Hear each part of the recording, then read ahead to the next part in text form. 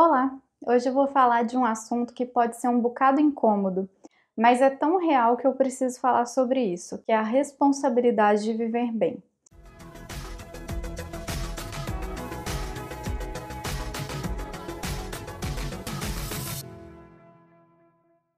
Ser feliz é uma responsabilidade muito mais sua do que você imagina, e não encarar essa responsabilidade de frente é algo que com certeza contribui para o seu nível de felicidade cair. A gente tem a opção de sentar e reclamar, mas a gente tem também a opção de levantar e fazer alguma coisa. O problema é que a maioria das pessoas senta e fica reclamando e reclamando e reclamando, como se o mundo fosse uma grande injustiça, e é só reclamar no saque que alguém vai vir te atender como cliente VIP e resolver o que está te incomodando. Bom, eu sinto dizer que de 100% dos seus problemas resolvíveis, 100% a solução vai passar por você. Mesmo que alguém esteja sendo um completo otário com você, a resolução desse problema passa por você. Por quê, Débora? Porque você vai ter que fazer alguma coisa. Falar com essa pessoa, pedir para ela agir diferente ou até mesmo se afastar dela. Ou seja, mesmo sendo um problema que vem do outro, resolver isso passa por você. Tá, mas por que eu tô te contando essas coisas? Eu tô falando para você entender que a responsabilidade de viver bem é majoritariamente sua. Eu digo majoritariamente em vez de completamente porque a gente não controla a vida toda. Nosso controle é parcial. Mas ainda assim tem muita coisa nas suas mãos que são ferramentas e recursos que você mesmo pode e deve manejar para viver melhor. Vou te explicar tudo direitinho. Sabe quando eu falei que a gente pode sentar e reclamar, ou levantar e agir de alguma forma? Então, olha esse exemplo pensando nisso. Às vezes eu faço um negócio perto do Marcos que, se ele pudesse apertar um controle remoto e me colocar no mudo, ele faria. É mais ou menos assim. Eu chego e reclamo de uma coisa besta, ele dá uma solução besta e eu mostro que aquela solução é impossível e a gente fica repetindo isso em um diálogo tedioso. Aí ele desiste. Funciona mais ou menos assim. Nossa, tô tão cansada, queria tomar um banho para relaxar. Toma banho, uai. Mas a água do chuveiro não tá esquentando direito, não quero tomar banho frio. Então não toma banho, procura outra coisa que é relaxante. Mas eu tô tão cansada, queria tomar um banho quentinho. Dei um exemplo pequeno aqui de como a gente pode se prender na reclamação. Um diálogo desse tipo poderia se repetir para sempre. E putz, seria um saco. Esse ciclo preso na reclamação pode acontecer por vários motivos, e o nosso ponto aqui não é ficar analisando os porquês. Eu já fiz um vídeo para refletir sobre quem é você para além da sua queixa. Você pode clicar aqui para ver, eu acho por aqui. Mas vamos combinar, é difícil demais conviver com gente que se prende na reclamação, que acha um problema para cada solução possível. É bem cansativo e sem esperança.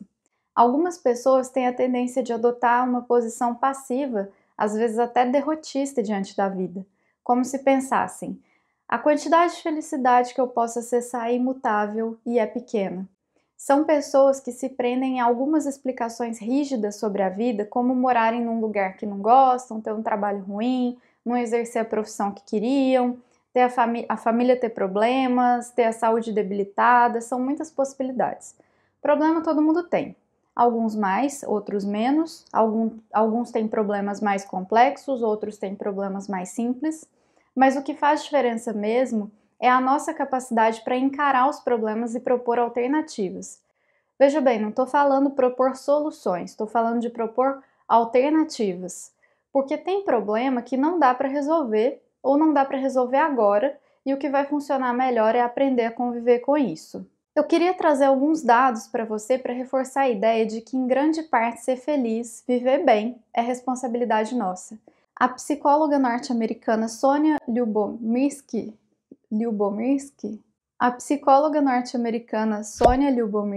da Universidade da Califórnia, pesquisa o tema felicidade e ela chegou a alguns números interessantes para responder a seguinte pergunta: a quantidade de felicidade que a gente pode ter é inata, ou seja, nascemos com uma capacidade limitada de acesso à felicidade, ou esse acesso depende de nós? O que ela concluiu foi que a gente tem alguns percentuais associados ao acesso e percepção de felicidade. De fato, cerca de 50% da nossa felicidade vem dos nossos genes e do tipo de criação pelo qual passamos. Esse pedaço grande é imutável e vem de fábrica. Agora que começam as surpresas. Por quanto você acha que as condições do ambiente, como a renda da pessoa, o lugar onde ela trabalha, por exemplo, são responsáveis pela felicidade? Pensa aí, dá seu chute e já já eu te falo. Pois bem, as condições externas ou condições ambientais são responsáveis por apenas 10% da nossa felicidade. E por último, mais um dado surpreendente, e esse é o que mais me chama a atenção. A gente tem o poder de controlar 40% da nossa felicidade, com as nossas atividades diárias, relacionamentos interpessoais e escolhas conscientes. É uma parcela muito considerável. A primeira vez que eu vi esse dado foi em alguma das matérias Vida Simples, que eu tenho o costume de ler. Depois eu vi esse dado de novo na minha pós-graduação sobre psicologia positiva, que eu concluí em 2020. E o que a gente faz com esse dado? Precisamos programar ações que aproveitem bem o potencial desses 40% de controle que a gente tem sobre o nosso bem viver. Ações como investir em relações pessoais positivas, edificantes, com pessoas que te fazem bem, investir em experiências que te chamem a atenção, que você gosta, oferecer suporte a outras pessoas. A gente tende a se sentir muito bem em ajudar quando temos a capacidade de fazer alguma coisa por alguém. E investir em alterar as nossas percepções sobre como encaramos os fatos da nossa vida, da nossa história. Uma das coisas que se trabalha muito em terapia é buscar entendimento sobre por que uma pessoa se comporta como ela o faz hoje. Sempre achamos raízes disso na história dessa pessoa, desde a interação com os pais, com outros parentes, com amigos, com situações que ela vivenciou repetidas vezes. Só que é importante frisar aqui que o foco em fazer essas análises não é virar para o cliente e falar assim: então, explicamos por que você é assim, agora tchau. A gente analisa a história de vida para gerar possibilidades de libertação para a pessoa, para ela achar formas de sair dos padrões que não lhe fazem bem. Ela entende por que faz determinadas coisas para ajudar a entender que não é necessário agir assim mais e que ela pode buscar e aplicar outras alternativas. É bem complexo, mas a ideia central é essa. Entender a história não é para gerar argumentos que reforçam a pessoa ser como ela é e a permanecer desse jeito. Sinceramente, se fosse para isso, eu nem indicaria que as pessoas fizessem terapia. A gente não precisa ser refém da nossa história. O legal é usar esses dados para daqui para frente construir uma vida de forma mais consciente, mais escolhida por você e menos pelas circunstâncias. Então, se você cede ao é assim, minha história é essa, meu ambiente funciona desse jeito, você se desresponsabiliza por viver bem. Você se coloca como vítima e ao mesmo tempo é seu próprio algoz, porque está se colocando em uma posição em que se diz o tempo todo que não há nada a fazer. Aliás, nada além de reclamar, porque a culpa é de coisas que são externas a você. Eu queria lembrar que o mundo não nos deve nada. Sentar e esperar que algo bom aconteça é a coisa mais contraproducente que a gente pode fazer para viver bem. A vida é uma constante busca, a vida é movimento. Para ser mais feliz é importante sair dessa passividade, do marasmo da reclamação, da busca por condições perfeitas para fazer as coisas e se colocar na posição de fazer testes para usar aqueles 40% que eu te falei. Ter coragem para fazer as coisas, ter ousadia para buscar o que você quer com o que você tem de ferramenta e recurso nas suas mãos exatamente agora. A Brené Brown fala muito esse termo no livro, A Coragem de Ser Imperfeito, que é o termo viver com ousadia. E viver com ousadia não é sair por aí sendo um fodão ou uma fodona em qualquer coisa que seja, é ter a ousadia de fazer o que te dá vontade, o que combina com você, de buscar o que você quer, obviamente fazendo isso com responsabilidade e respeito a você e aos outros. E aqui eu acho importante marcar o seguinte: tentar bastante não quer dizer conseguir bastante, só quer dizer mesmo tentar bastante. Então, outro ponto que é fundamental no entendimento de que a gente é responsável por viver melhor é saber tolerar a frustração, saber conviver com resultados que não eram aqueles que a gente queria ter conseguido, saber conviver com aquilo que a gente entende por fracasso, apesar de eu achar que essa é uma palavra forte demais para descrever resultados que não são aqueles que a gente queria ter obtido. Outro dia postei no Instagram uma citação do psicólogo Walter Rizzo, que eu retirei do livro dele Amar ou Depender, e que ilustra bem o que eu quero dizer aqui. As grandes decisões sempre acarretam dor, desorganização e perturbação. A vida não vem em bandeja de prata. Ele falou de grandes decisões e nesse vídeo eu estou extrapolando para as pequenas coisas também. Porque viver bem não é um super acumulado de grandes sucessos. É também saber reconhecer o coração quentinho das pequenas coisas do dia a dia.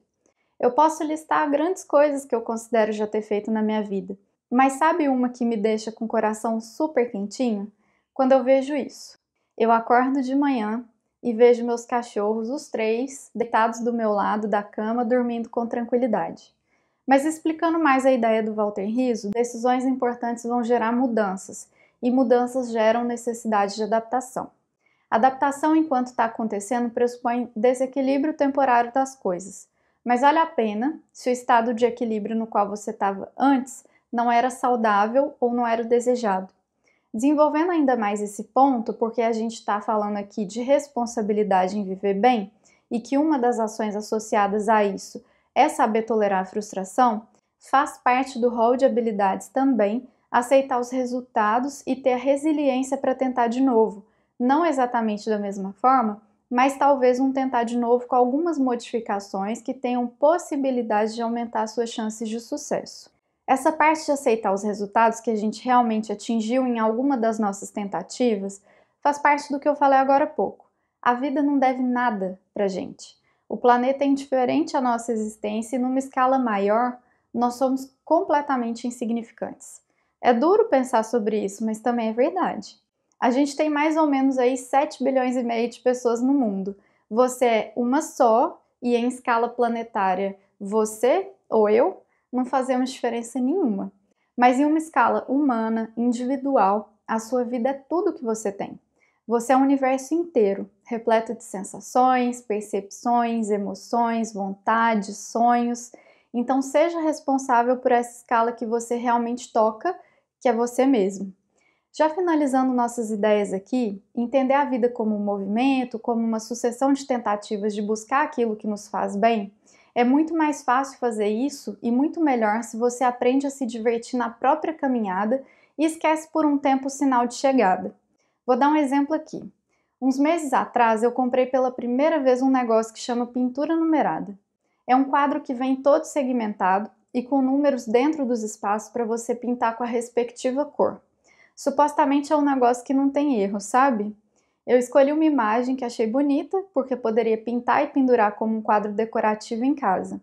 Aí passou um pensamento rápido pela minha cabeça. Nossa, mas se ficar uma bosta? Eu fico feliz demais de ter conseguido responder para mim mesmo. Se ficar uma bosta, eu provavelmente vou ter passado um tempo me divertindo com a pintura, talvez não pendure o quadro e talvez não compre outros para fazer. Acho que a gente precisa muito, muito mesmo, se libertar da ideia de fazer as coisas para acertar e passar a fazer as coisas para se divertir. Por esse ponto de vista, a palavra fracasso, que eu já disse que acho pesada, para até de fazer sentido. Então, para recapitular antes de terminar, você tem uma parcela de responsabilidade grande em ser feliz e em viver bem. Para agarrar essa responsabilidade, fazer valer seus 40% de controle sobre sua felicidade, é importante viver com coragem, com ousadia de fazer as coisas por você, se divertir no processo das suas várias tentativas, tolerar as frustrações que aparecerem pelo caminho, aceitar que o mundão não te deve nada e tentar de novo, sempre se divertindo o máximo que puder no processo.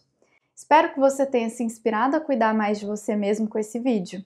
Se te ajudou a refletir sobre isso e você acha que mais pessoas poderiam se inspirar com esse conteúdo, compartilha.